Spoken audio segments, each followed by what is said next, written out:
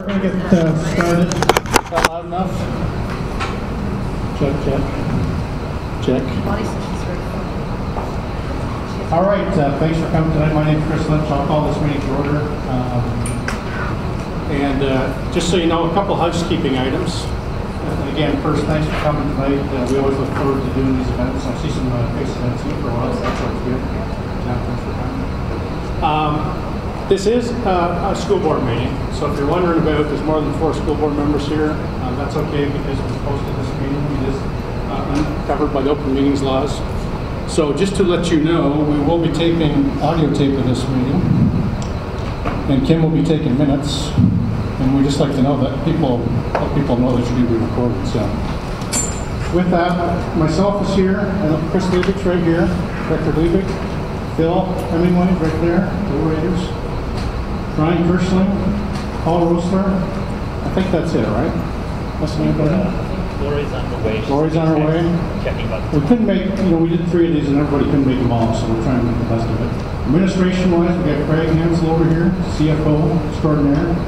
Matt Degner, both of our assistant superintendents. So Matt Degner runs our high schools, or secondary schools, and Amy Hodenmeyer runs our elementary schools. So I'll answer all the simple questions, and then I'll get those guys to answer all your questions. That's what we always do here. So, if you've been to one of these in the last couple of years, we pretty much follow the same format. So, from an agenda standpoint, I'm going to try to do a quick overview. I'll try to make it quick as possible, but generally, people like to have a little bit of background on what we're talking about. We generally like to break into small group activities. So that's why we have tables, so we can hopefully just break into a few tables and small groups. And then we want to get a report out. So we'll talk more about that, but we want to get your input.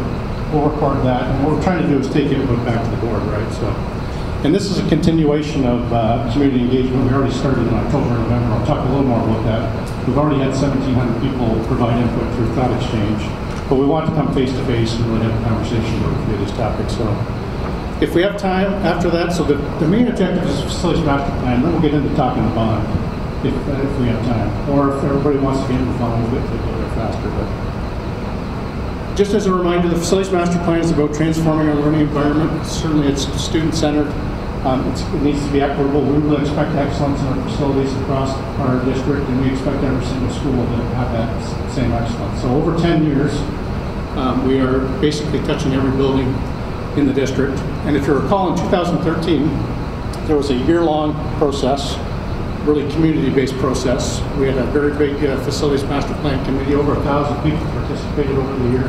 In fact, we had one meeting where there was only over 400 people.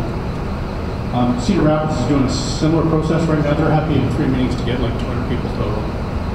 So there's definitely a lot of engagement, and that's outstanding in the City.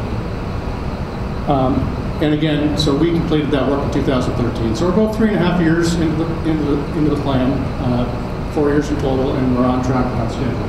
Now this is absolutely a historic plan, right? Never before has the district taken on such an ambitious plan to improve every school over 10 years.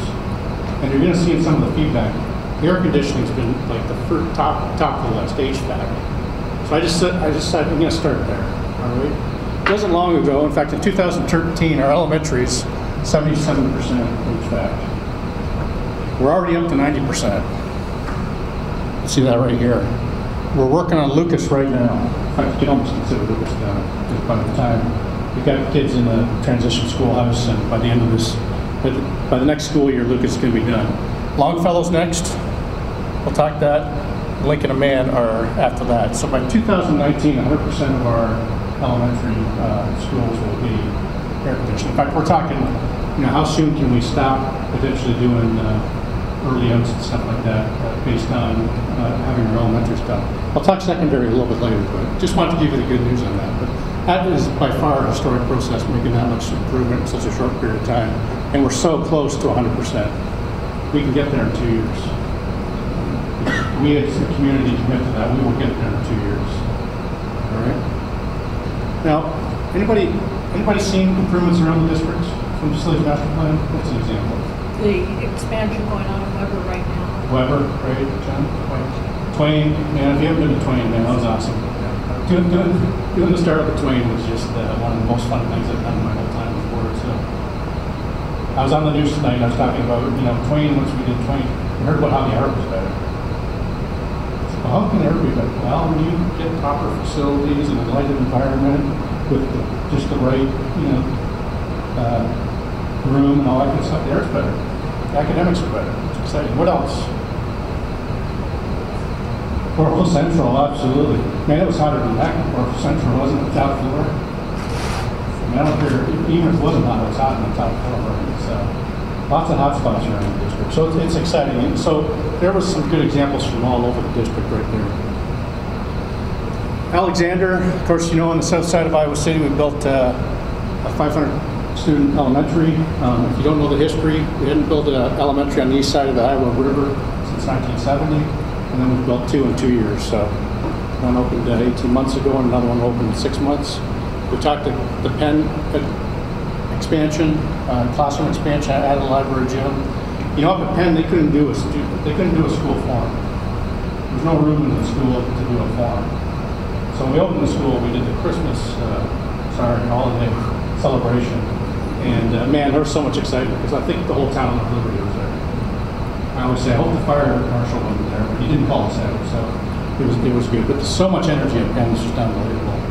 And again, you'll see a lot of, new art rooms, new music rooms, all that good stuff. We talked Twain, had a couple classrooms. Their kindergarten classrooms are really insufficient. When you go around the district and understand what a good kindergarten classroom looks like versus not so good, we've greatly improved Twain. Art, music, gym, it's outstanding. Expansion at City, or at Van Allen, expansion at City, 6 classrooms. It was like urban legend whether we could put 6 classrooms on the top of the city, and we finally just did it, so I was excited. Hills, we did a bunch of improvements to the core facility. There's going to be more coming on Hills. Corporal Central, like we said, classroom renovations, a bunch of stuff, just transformed. And of course, HVAC was very exciting. Lucas, we're working right now. Basically, it's the same deal. We're doing a total renovation of the whole school. You can see all the improvements there. HVAC will be a huge improvement. We're working on the new Hoover on the east side, 500 students. It'll be used as a transitional schoolhouse to start for Longfellow, Lincoln, and Man. We're talking that whole plan right now. So those are, I went through what was done. These two are in motion. We heard the Weber expansion, gymnasium addition. A lot of schools, Weber was a great example, man. That gym was so small. I think it was like a utility room. I wouldn't really call it a gym, but a lot of schools were using the cafeteria and the gym was the same room. In fact, this was a good example here before we had to do a gym, right? That's not so fun transitioning the gym to a lunchroom to a gym. It's kind of horrible. Really providing, you're just wasting time and energy, the transition time and all that good stuff, and the facilities just aren't there. So it's been very exciting to really get our gyms and our cafeterias right. West, we're doing a bunch of renovations, mechanical infrastructure, adding some new gym, new tennis courts. I'll just tell you, the tennis courts were so bad at West. Teams were ready to stop playing there. They told us they were going to stop playing there. In fact, some conferences stopped doing tournaments there. We tried to repair them a bunch of times. We were going to move them anyway as part of the plan, so we put new tennis courts in there. But again, it's just a good example. Those were so worn down. We tried to repair them. They were horrible. It was really a safety issue for our players. And now we'll allow more kids to participate through the new courts. Liberty High, so we built a city in the early 1930s. We built West in the late 1960s. So about every 50 to 60 years, we build a fully comprehensive high school. And we're doing that now. So if you don't think the plan's historic, if you haven't seen enough to think it's historic, building a new fully comprehensive high school is historic. If you haven't been up there, it's beautiful. They'll start at 1,000 and we'll work it up to 1,500 over time. Longfellow, man, I'm excited about Longfellow. Anybody else excited about Longfellow? John is it. So if you haven't seen the plans for Longfellow, oh my God, it's beautiful. Absolutely beautiful. So we're getting in, obviously the challenge with Longfellow and Man, you're dealing with a building that's 100 plus years old. We want to do a historic renovation. We want to maintain the historic nature of the building while making it a 21st century classroom school. And man, if you haven't seen the plans, it's outstanding. I just can't wait. The design is outstanding. It completely maintains the historic nature of the building while completely updating it to current standards, and it's going to be unbelievable. This is what's coming next. These haven't started yet. These, you start to get into what's GeoBond dependent here. Lincoln Elementary, basically a full renovation, a gym addition, HVAC. Man will be just like Longfellow, complete renovation, some additions. We'll have Grant Elementary going in North Liberty, where we continue to see a lot of growth. City Phase 2, you can read faster than I can talk, but just a ton of projects in there. There's almost 4 different projects within the City Phase 2.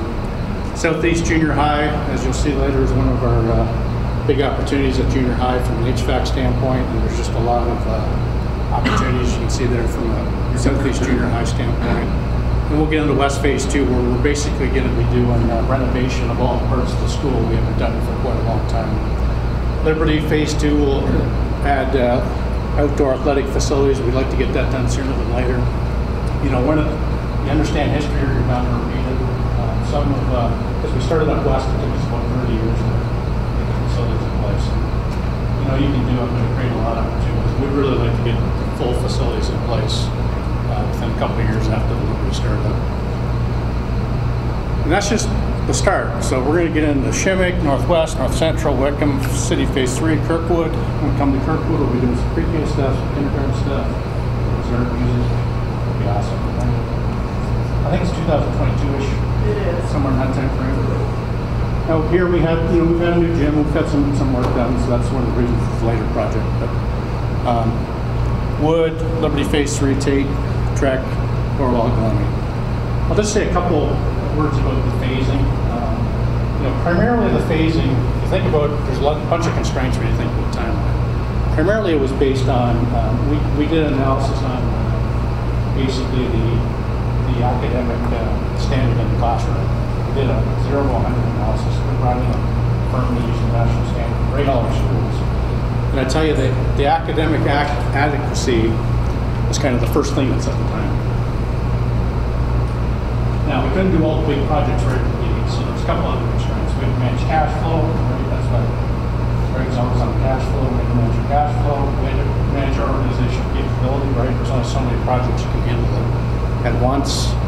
But it was really academic, you know, the opportunities in our building that drove the timeline. Now, obviously, we tried to pepper the improvements around the district too, so everybody will see improvement as we go. Everybody should see improvement at the start. Everybody should see improvement in the middle. Everybody should see improvement by the end. All right, keeping it rolling. So Thought Exchange in October, we asked the district to participate on Thought Exchange, and it's an electronic system we have now to gather input. It's been outstanding. We get tons of people on it. Basically, almost 1,700 people participated, 2,500 thoughts. Begin the STAR process, there was over 108,000 thoughts. And it basically helps us prioritize and get feedback from folks. We asked 3 questions, and we'll ask you these 3 questions tonight, but what are ways we can continue to improve the facilities master plan? You know, can you share some stories how the current project impacted your family and students? And what are the questions about, or what should we think about moving forward? So what we heard from people, in fact, I always like top 3. If you've heard me talk, I think top 3 or top 5, I like pulling it down. But to be honest, if you really took the data out of this, there was the top 1 by far. There was one that was like way up here, and it was get HVAC done. Okay, and then everything else started coming kind of down here. But across all 3 questions, it was how fast can you get the HVAC done? Now you also see there's get your capacity right. There's, you know, support capacity classrooms,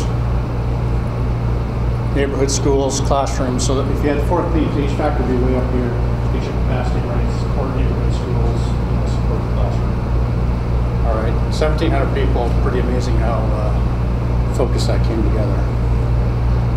Okay, air conditioning. So I showed you the elementary graph, and I'll have to tell you about one update here, but so you can see cities like 58% air conditioned, West 41. Of course, Liberty will come on at 100%. Trek right now is 20%.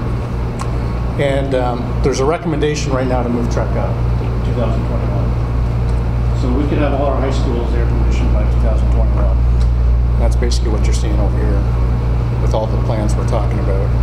And then from a junior high standpoint, we've got Northwest and North Central at 100%. You can see Southeast is far below that at 38%. That's one of the reasons they're coming up next.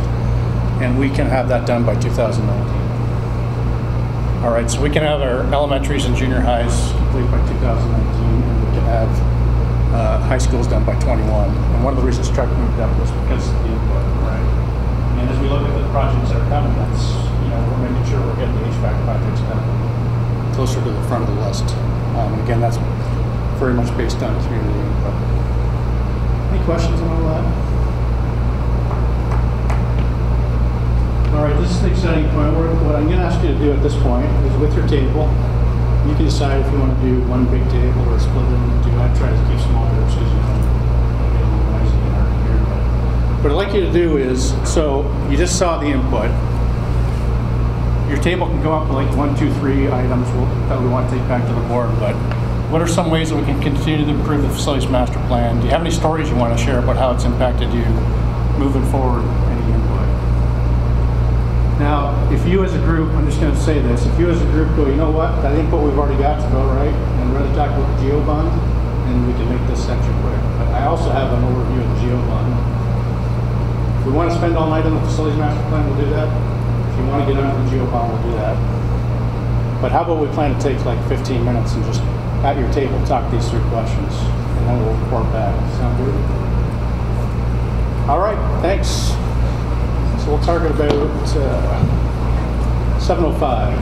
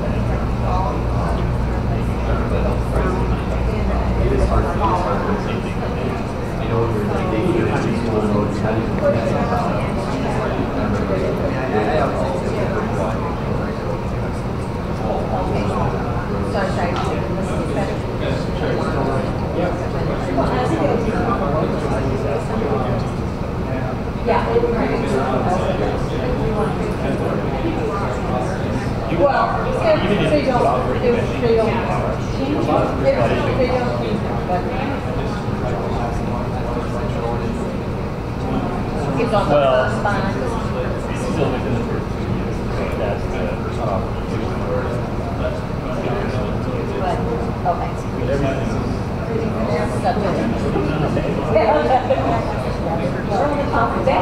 That's a big, I don't like on some of the ways things are being improved. I don't like that, you know, Kristen just said, the out of goes for for sure. You can choose to go on. Everyone is on vacation. I'm not sure I can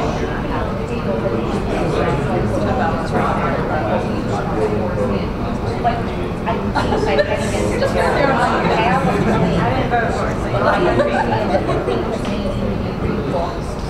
but like for me, it comes down to I don't even know what I should advocate for. Like, do I want less and less? The top of the list, or do I want more? Right now, it's discouraging the process. She's going so much. Fair to say that one of our kids don't even live in the law. Yeah,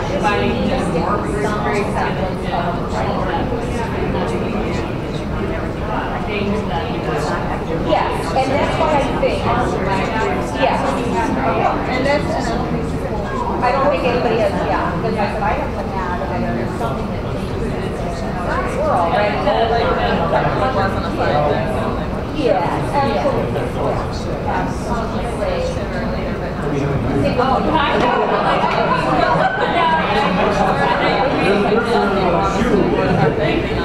Only adjustment we did was stick with, And then that pushes off.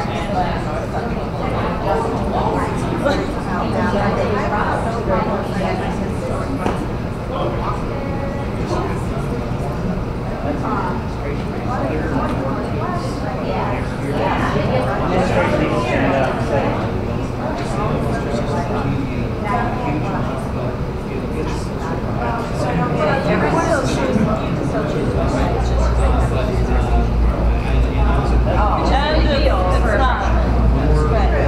as they get older, it's less of it.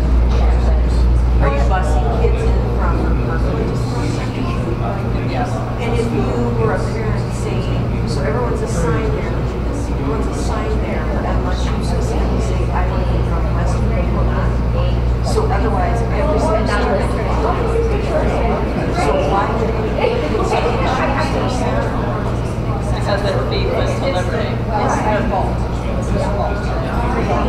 Because they'd rather go to Liberty rather than West. Because they actually. That's the main reason. There's no No busing to West, you're saying. But there is to Liberty.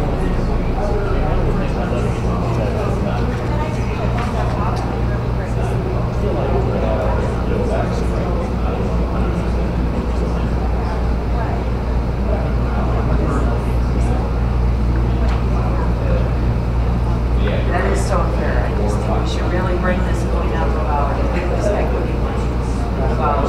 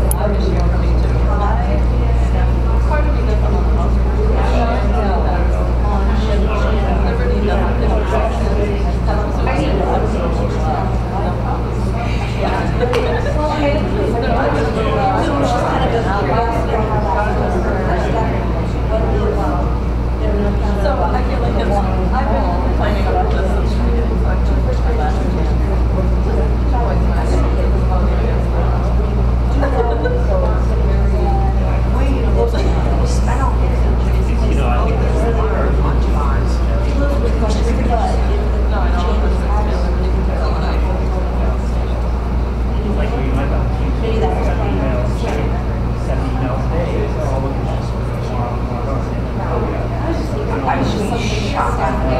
Doubling down pretty good. I'm shocked. Did you talk about social? That's our whole agreement. That's the whole. No, that's good. I feel like okay.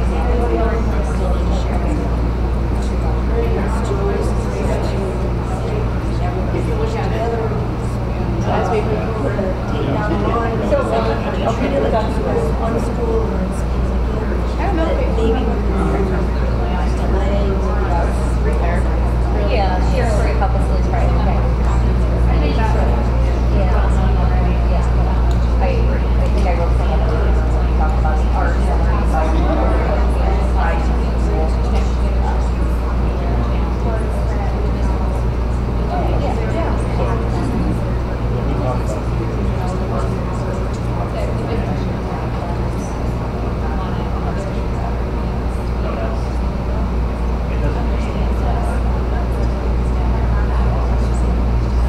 Turns out there are a lot of songs like that.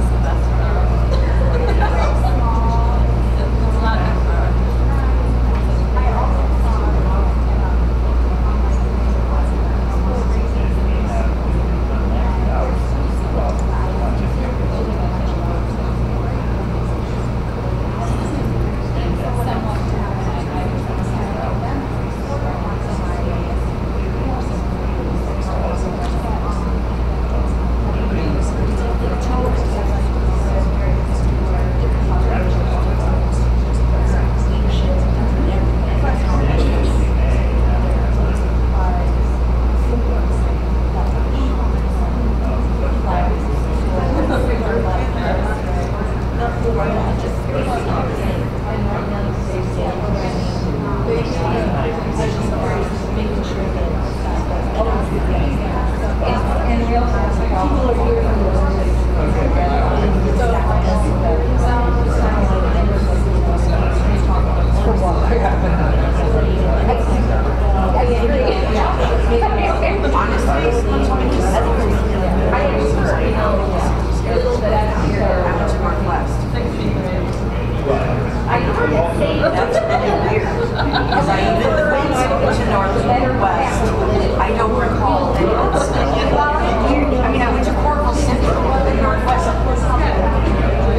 that's it's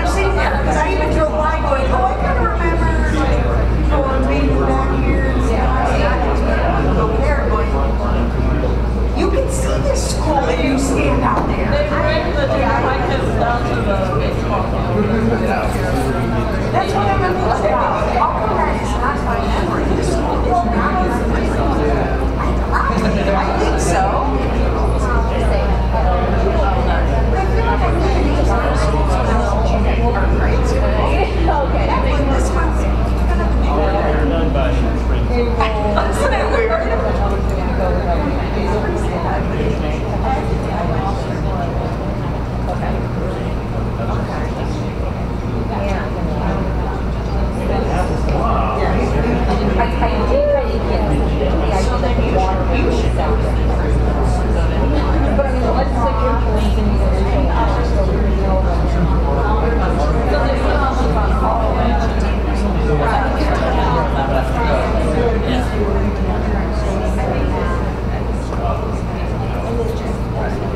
But originally it was just one home. And then they put on the truck. Is it possible that, okay, we own it, and I just like go for the one that you want, let's just say, get it passed. And I get it, from the back of the gap. Let's just say, it's just a first one. And then we get the next one, there's a possibility that a big smoke, so that should happen already. And then how it was never done.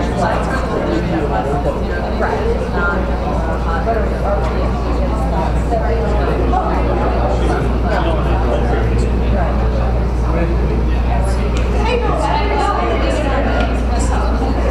I know.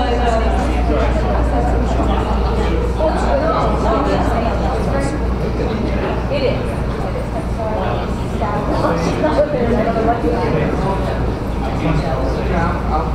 That's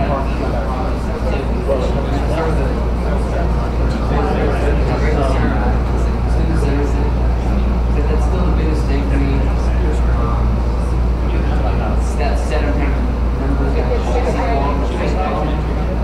so my focus would be to apply the no research. So experience, not There are.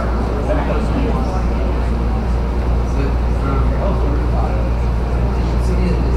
research-based decisions are proceeding Yeah, what are some things? Yeah. I just like it just looking into stuff. There's a sweet spot. You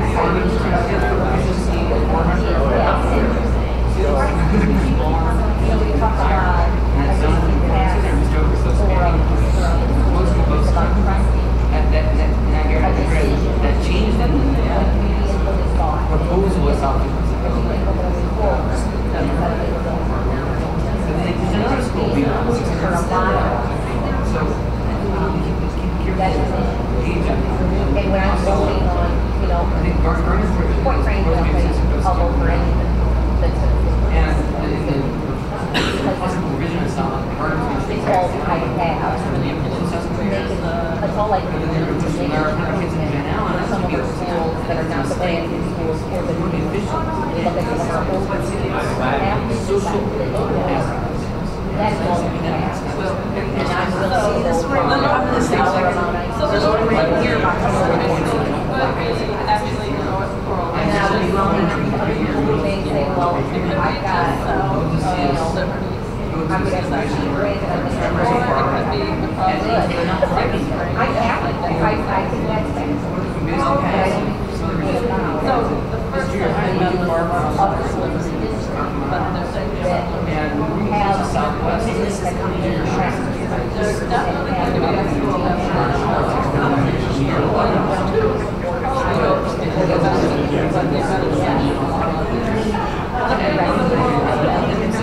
And that's what I say. Because some of us, like, back when we were in the junior high school, I have neighbors who say, let's just do this. And So some of those,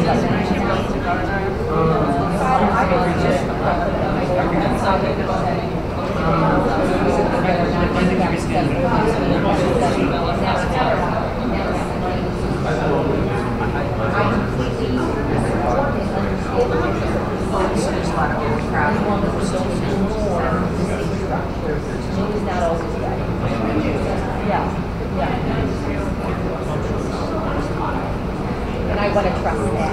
But in the other two times when they said they were going to prioritize those older schools, it never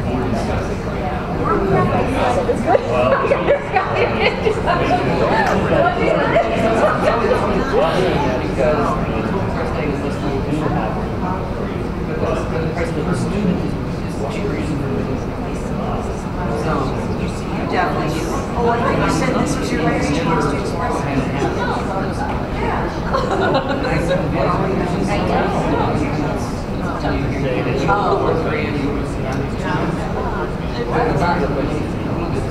Right.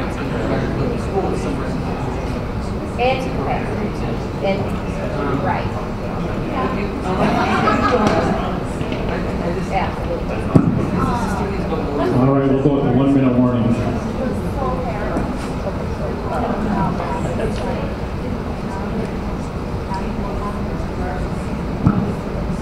Hopefully everybody's picked a leader for your table.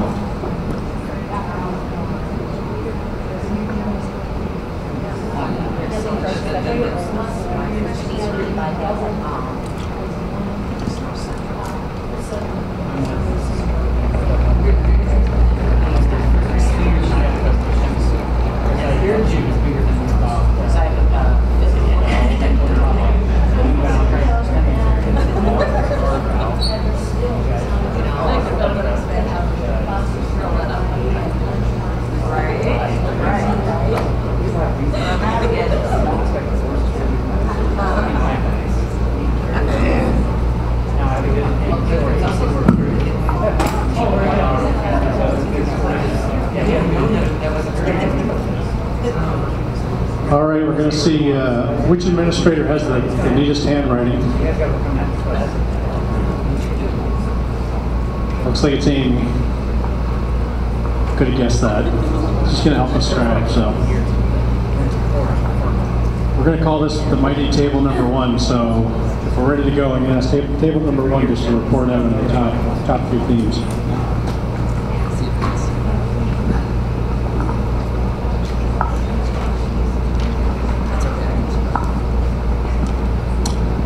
We talked about a ton of things. Not all of them were related to facilities master plan, I guess. Some boundary things. The 4 of us in our group, we did talk about some concerns about capacity issues in North Central, and possibly moving up North Central expansion in the facility master plan.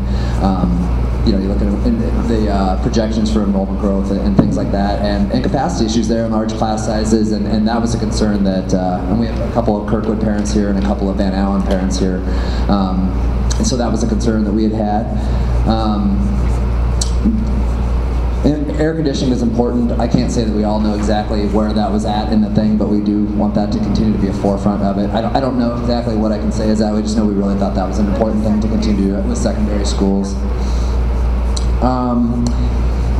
We didn't have a whole lot of impacted stories, I don't think, that we had. We had some stories, but nothing really to say, so. And yeah, we talked about which site we thought we should have the new elementary school at first, but I don't know if that necessarily so much with the facilities master plan. So we talked about a lot of things, but, and we, you know, the North Liberty one, the furthest north one, I guess, is kind of what we had talked about, just because that seems to be where the enrollment projections are going to be, and that's where a lot of growth is going to be at, and it just seems to make the most sense to take off some capacity issues out of, you know, Garner and Penn especially. So. You guys did a great job. How about for table number 1? That was a great report, Ed. Table number 2. We have a fearless leader. Very excited. Just hold mine. Just hold the mic. Okay. Stand. That makes Okay, this was table number 2 here. We had a great discussion. It was nice because we had kind of people from North Liberty, people from the Central District, suburbs as we call them, and so it was good. We also had elementary and secondary people at our table. The biggest thing when we looked at question number 1 about improving our master's facility plan,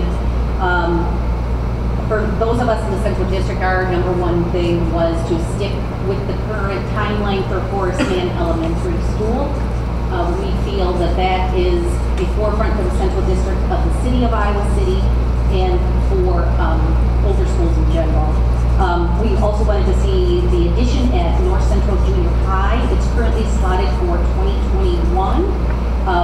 The numbers at that school are over capacity, and the addition would help to alleviate the crowding that's going on at North Central Junior High.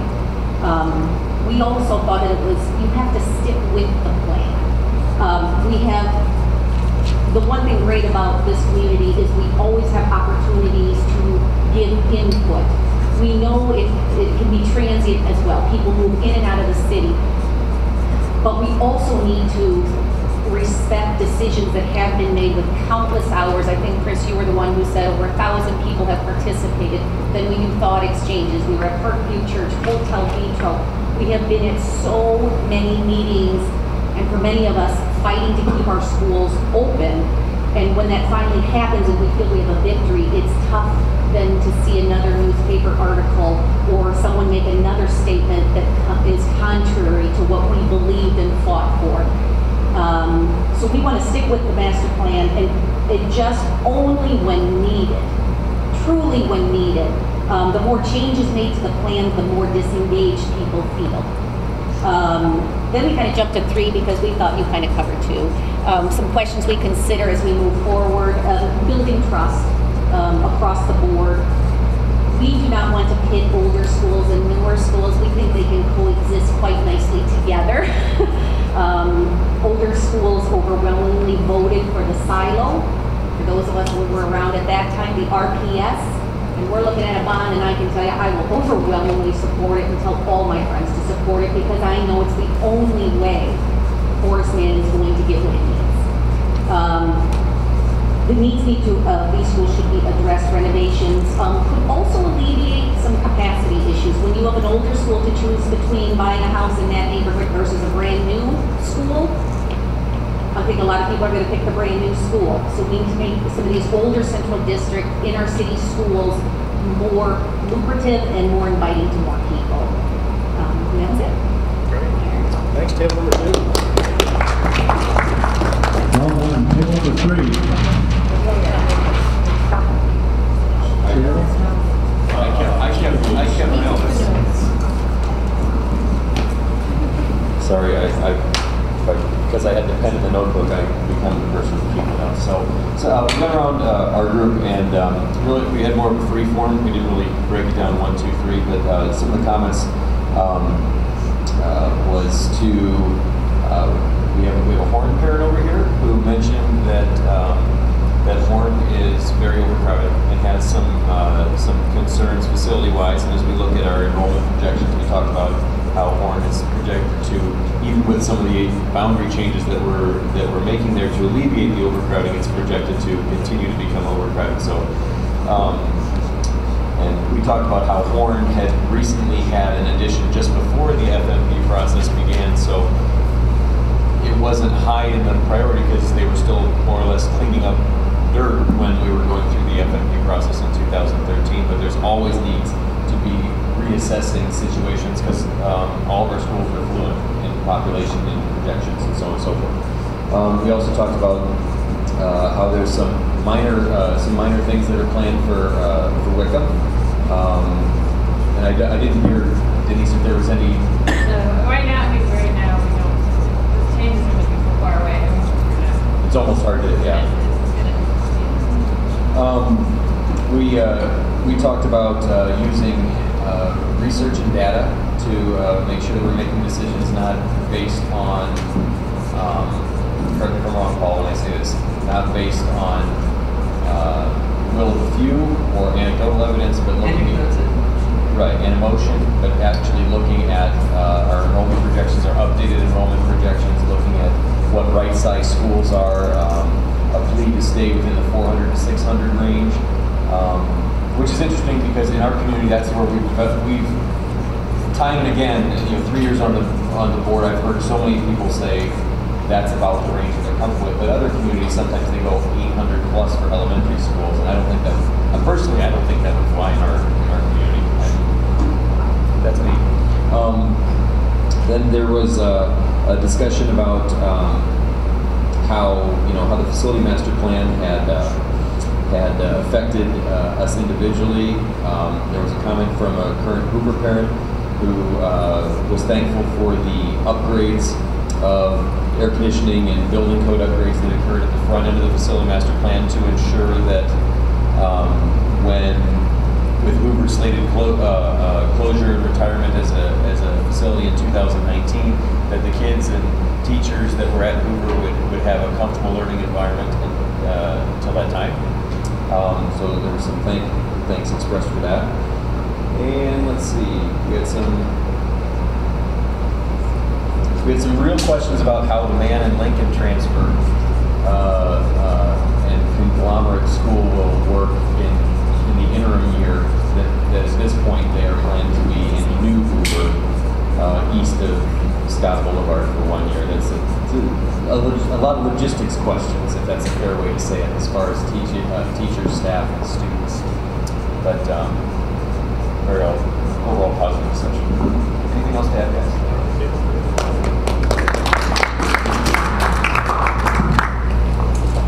All right, any questions after all that? I'll make a few comments, but I think stick to the plan's a great one. So, I think the good news is, if you think about the plan, the spirit of the plan, the scope of the plan is very much the same. I know we're talking timing a little bit. I think a lot of us like to keep the timing, no doubt about that. But I do think that the scope and the spirit has stayed very consistent. There's been tweaks, a few changes here and there, but it is pretty much stayed on course. We did talk a lot about this, but to the Horn question a little bit too. there are proposed property acquisitions. So, you know, we're looking at, and of course we don't get into details of that, but, you know, obviously we're going to look at land around Lincoln, Man, City, but also looking at the far southeast side and then the southwest side, which could get into the west, you know, Tenants area elementary. So while we're trying to put the schools where the kids are at and you know, manage our capacity today, I probably said this already, but you know, when we started the facilities master plan, we had 2 elementary schools worth of kids in portables. Right, so that's what we're trying to chip away. And at the end, we're still just going to have capacity. So we'll be looking at where future buildings should go. And again, we'll look where the kids are at. But that's in the proposal as well. So any other big questions? All right, I'm going to talk a little bit about the GO bond. Now, when we get reports on the GO bond, Craig gives us about 40 pages of highly technical stuff. I'm always trying to pull it down to one of the top 3 items, right? I think the last one was only 4 pages. It didn't look better, but so Craig can answer all the questions about the GO bond. But just a couple slides on this one, trying to boil it down, keep it simple. So you already saw this slide, right? And everything in the blue-purple over here are the future. If you look at the small, it's a little small. It's not small when you print it big, but future projects subject to bond approval. All right. So in 2013. We created this plan. The first 4 years were funded by PEPL and SAVE. SAVE's really the big one, right? That's the kind of tax. I think everybody knows that. But SAVE is set to expire in 2029. So at the time, without other funding streams in place, really said, hey, GO bond is the main funding strategy. And we've been debating that a little bit, and I'll take you through some of the numbers on that. So when you look at next 6 years, and this is just all the projects that are out there, and then you look at the timing, and this is kind of the cash flow sheet, right? So this is the years we'd spend the money, and this adds up to 191 million.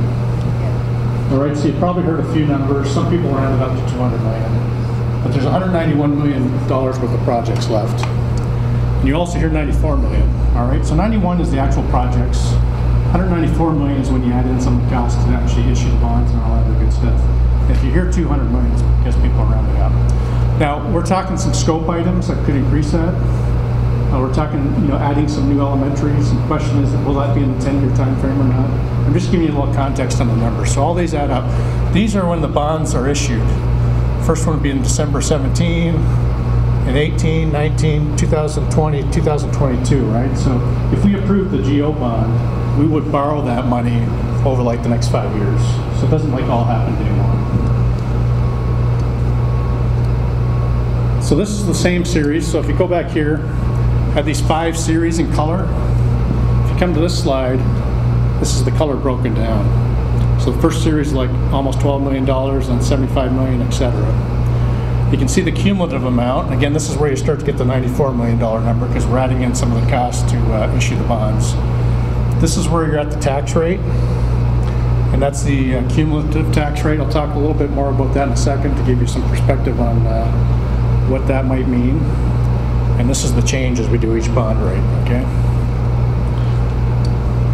So here's the deal though.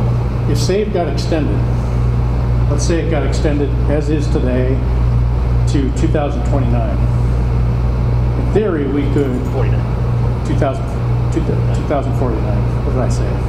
29 to 29? That doesn't work. We need 29 to 49. If it got extended, we could, in theory, not increase the tax rate. Now, you may not want to do that. You may not want to, put that much money, mortgaging the future of SAVE. But it's possible. We could actually stay flat. And what we debated at our last work session is, should we do something in the middle? There's benefits to going for it all and getting it done. There's benefits to doing something in the middle. And the key question we're talking about is, what gives the bond the best chance to be extended? Now, in some of these scenarios, and I put together a proposal for the board, but in my proposal, and if you look at any of these middle scenarios, what it would allow us to potentially do is fund the next couple of years, allow 3 Iowa legislature legislative sessions to extend SAVE. And then if that doesn't get done, we can come back in 2019 and do a bond. All right, so it could be that the funding strategy is still GEO bond, just broken up into 2 or 3 GEO bonds. Or it could be that SAVE gets done and then we don't need to do the GEO bond.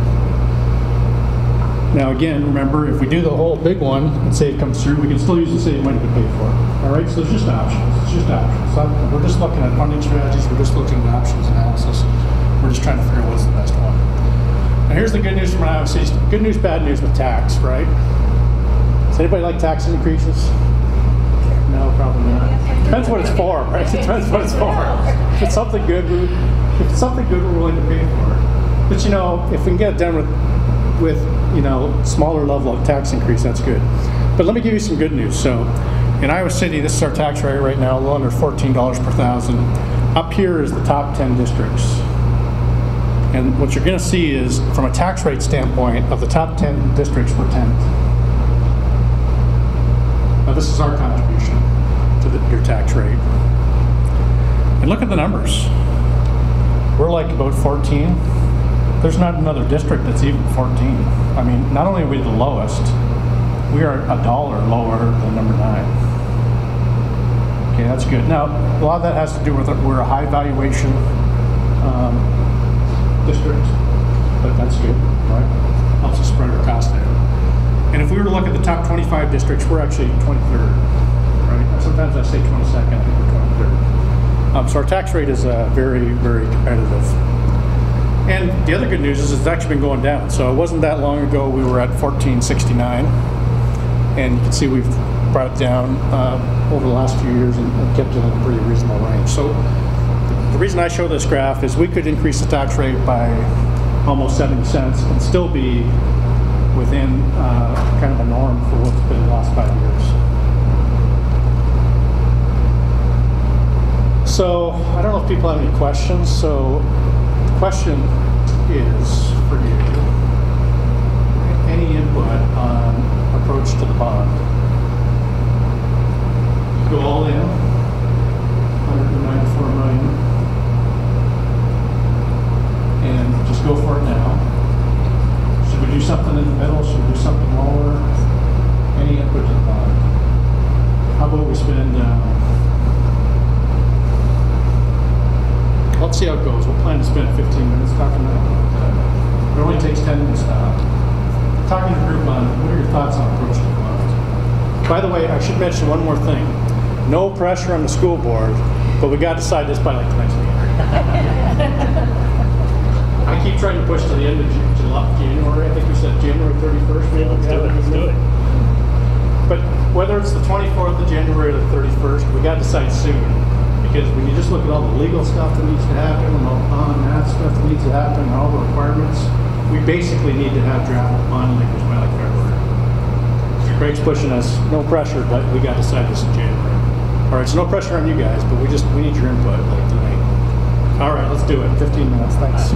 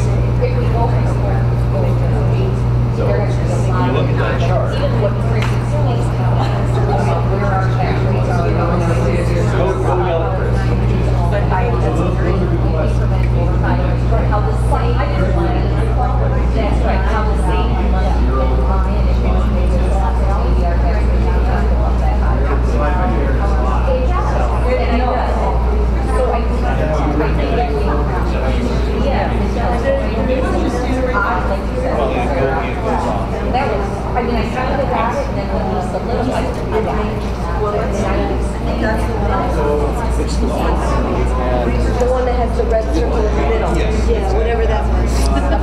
Is that down or up? I have no idea. I think keep going that way. Might be one more ahead of that. That one. There you go. Yeah. Okay.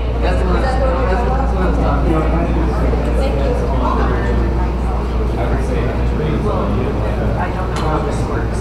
Let's see.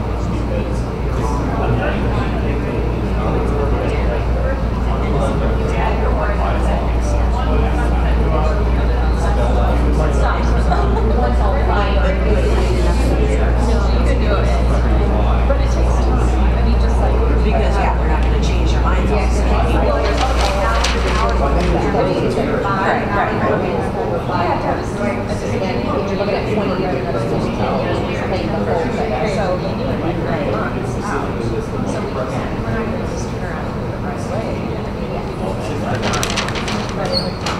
Can you still go forward with it?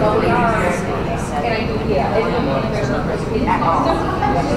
So that's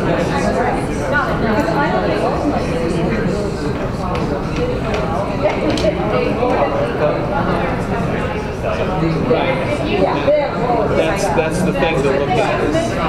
You have to multiply the tax rate. What's the median price of the house? I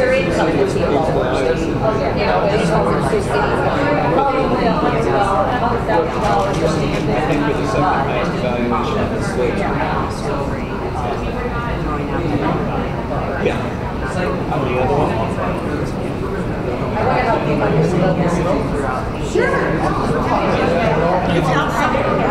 If we can go back to the one that had with the yellow on it, I think you got to go Backwards or forwards? I think forward.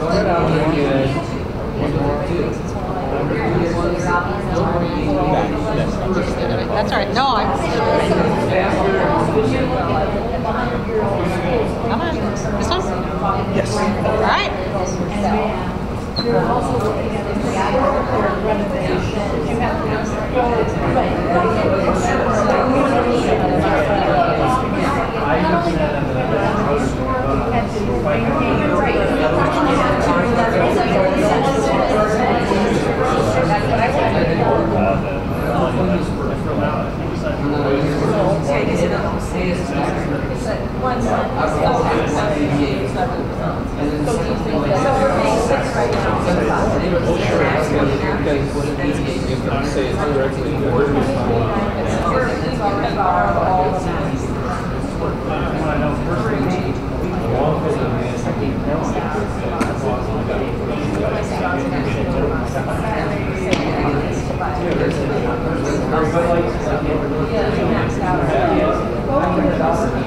And now I'm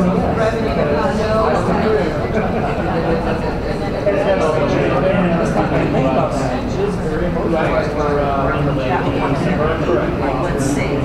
Well, that would cover it. So even the bond, I see the bond would cover all of it. Then we would just pay off the loans. Yes. Well, it might be a bad idea to borrow. I don't know. I just looked at it. I didn't get there. I don't think it was on the age of 60 or 65.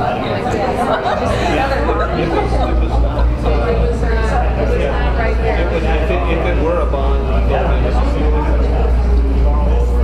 I think it was just over. Now, what ERP is? What was the biggest time for? What happens when we went with borrows? And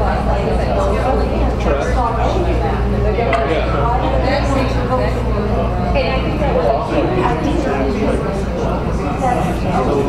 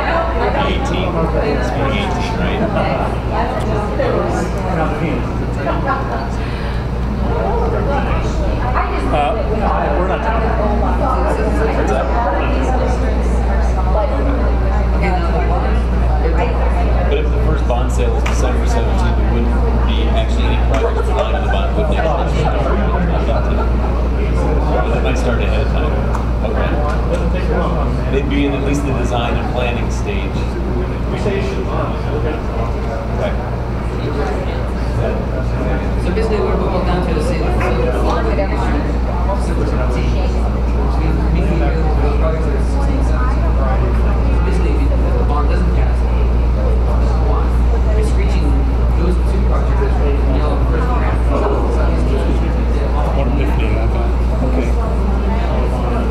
I basically took all these projects, right?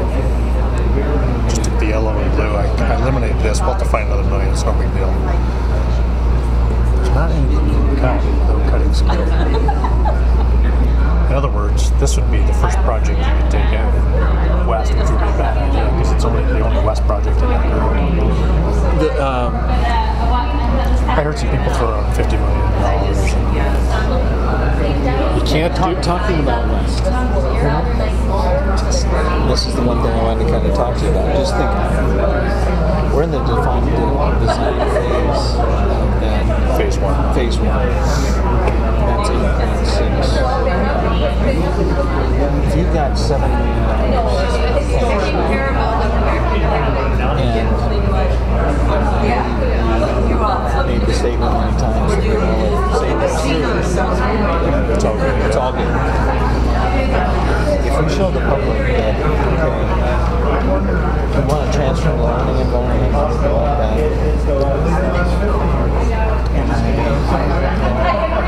sports with big league and everything like that, but that increases the phase one increases cafeteria, that is mainly athletic. Gym. It's a gym. Well, it's a bunch of it's all this stuff. Yeah. Right. Say on that, we're going to make sure that we've got that reserved. So if things go south, that's a plan B for that elementary school in North Liberty to make sure. Here's your biggest challenge. I know. No. Here's a fun fact. Total facilities master plan by geography. The north is spending 40% of the money. The east is spending 38% of the money. And the west is getting 22%. So there's a built-in inequity in money. Now, people will go there. Now, they're lucky. Let me finish. They're lucky. They got Borlaug right before the plan. They got Horn done right before the plan. The biggest watch out will just be that. It'll be like there's nothing on the west side if you go to GL. Well, but west enrollment's going to go down with Liberty. And, you know, we've got, and the thing is it's like, SAFE comes in, it's already designed, it's ready to work. Yeah, just delays phase two. Yeah. It doesn't say that we're not doing it. We've already spent the money. We've already spent the money on the design. I'm not going to advocate that since we approved the design, we're not going to build it. But it's just, do we put income salary and elementary kids that need a school built for them? It's the same with the Liberty Avalon thing. I ask people this all the time. Well, when you talk about athletics, I dearly love if we could model ourselves after St. and have a first-rate Kingston Stadium. And that's pretty expensive too. Well, they're all going to have a practice facility, but as far as the 5-meter facility, track meet facility, all of that, you've got that, band competitions, everything.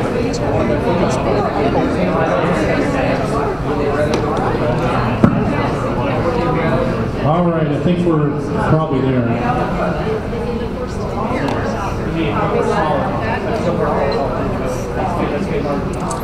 Give you a 30-second warning.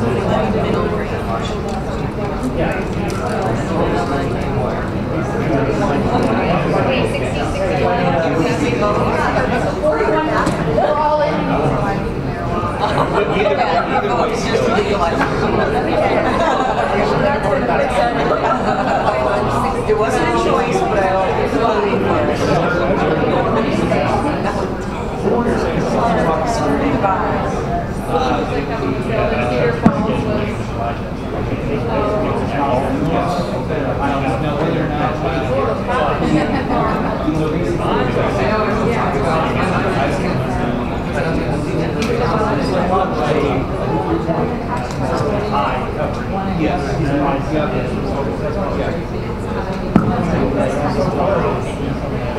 All right, we're trying to sort out table 3's leader. I want to try to get everybody out of here by 8 o'clock, meet our time commitment.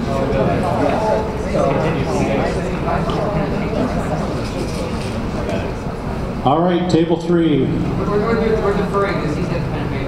Oh man, I can't believe it. Right. I need the mic, right? Okay, so we had a good discussion over here with a lot of questions for Craig, and he was able to answer them about our bond indebtedness and other similarly quickly growing districts like Ankeny, for instance.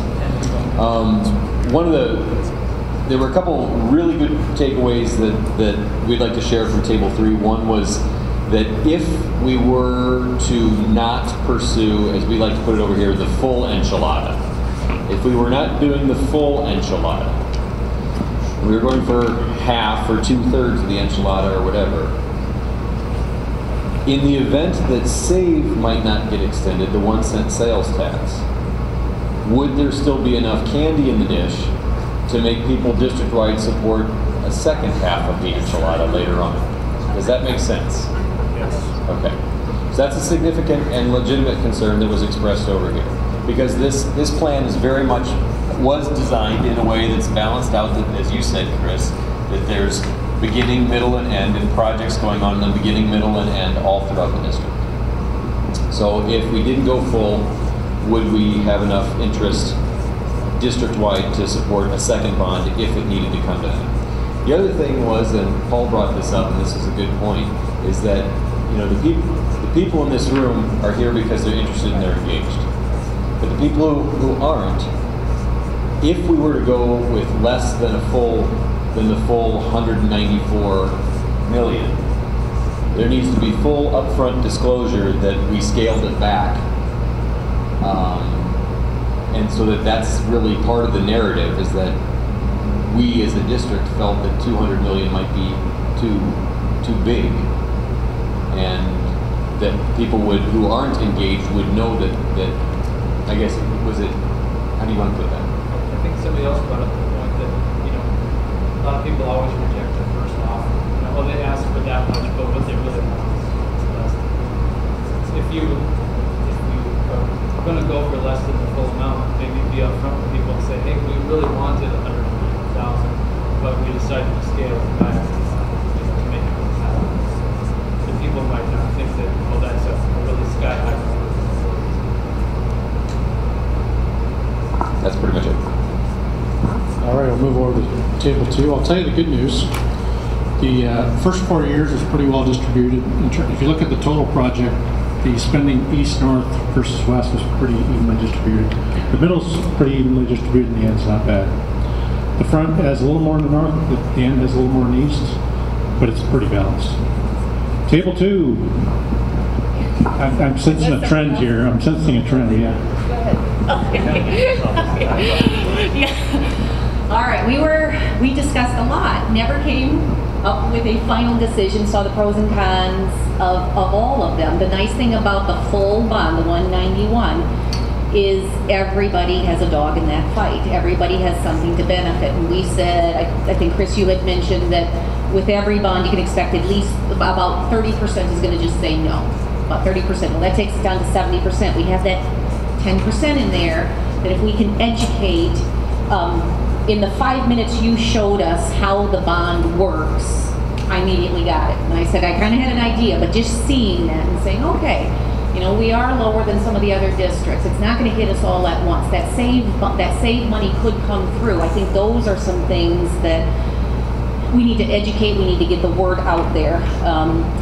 Then we talked about, okay, a lesser amount. Who gets what then? Is there going to be as much support for it, because some people are going to be completely left out, so they're going to be like, I'm not voting for it because we're not in there. And that's where we left it. So